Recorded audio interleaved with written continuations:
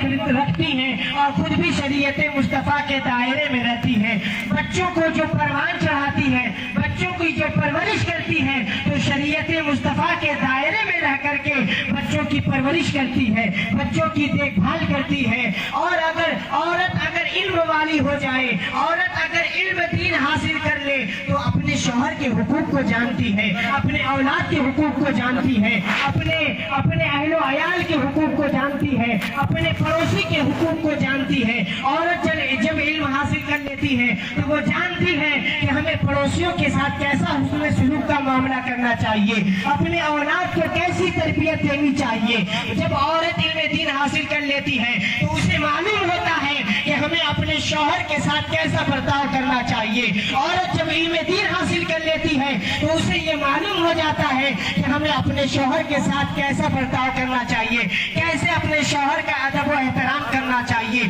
اللہ اکبر. ہمارے کانوں تک ایسی بات بھی پہنچی ہے کہ بیویاں اپنے شوہر کو جوتا سے مارنے کی باتیں کرتی ہیں, بیوی اپنے شوہروں کو جھاڑو سے مارنے کی باتیں کرتی ہیں. فقط جہالت اس وجہ سے ہے کہ اس کے دل میں جو ہے دین نبوی نہیں ہے, اس نے تعلیم نبوی کو حاصل نہیں کیا ہے. اگر دین نبوی کو اس نے حاصل کیا ہوتا تو کبھی اپنے شوہر کو جھاڑو سے مارنے کی بات نہیں کرتی, نہیں اپنے شوہر کو کبھی چپل یا جوتے سے مارنے کی بات کرتی. یہ جہالت فقط ہے تو علم دین نہ ہونے کی وجہ سے ہے.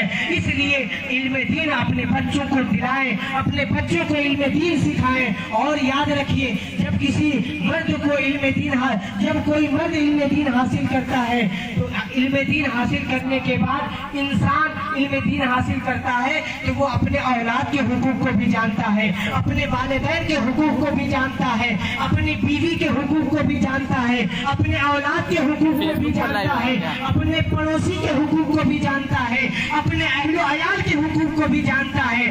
آپ جانتے ہیں, میں نے ایسے لوگوں کو دیکھا ہے اور ایسی باتیں سننے کو ملی ہے کہ لوگ اپنے والدین کو گھر سے نکال دیا کرتے ہیں. اللہ اکبر, اللہ اکبر.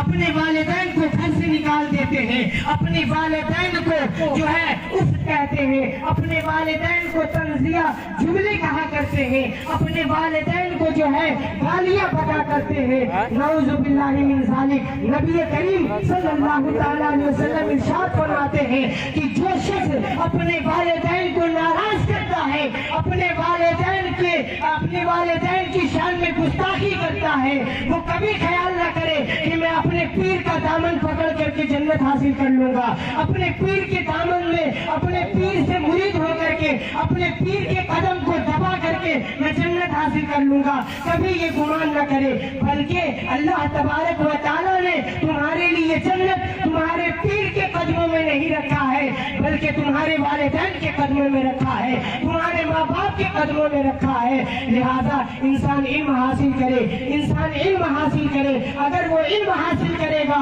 تو پھر یقین جانیے وہ اپنے والدین کے حقوق کو بھی جانے گا, اپنے پڑوسی کے حقوق کو بھی جانے گا, اپنے اہل و عیال کے حقوق کو بھی جانے گا. آئیے میرا تمثیل میں سبحان اللہ نعرہ تکبیر, نعرہ رسالت. آپ حضرات محفل پاک میں بیٹھے تو سبحان اللہ الحمدللہ کی داد دیتے رہا کریں, کیونکہ جب کوئی سبحان اللہ اور الحمدللہ کی داد دیتا ہے تو میں آپ کو بتاؤں, کتابوں میں مذکور ہے کہ اللہ تبارک و تعالیٰ کو سب سے پسندیدہ اگر کوئی کلام پسند ہے تو وہ سبحان اللہ و بحمدہ سبحان اللہ العظیم ہے.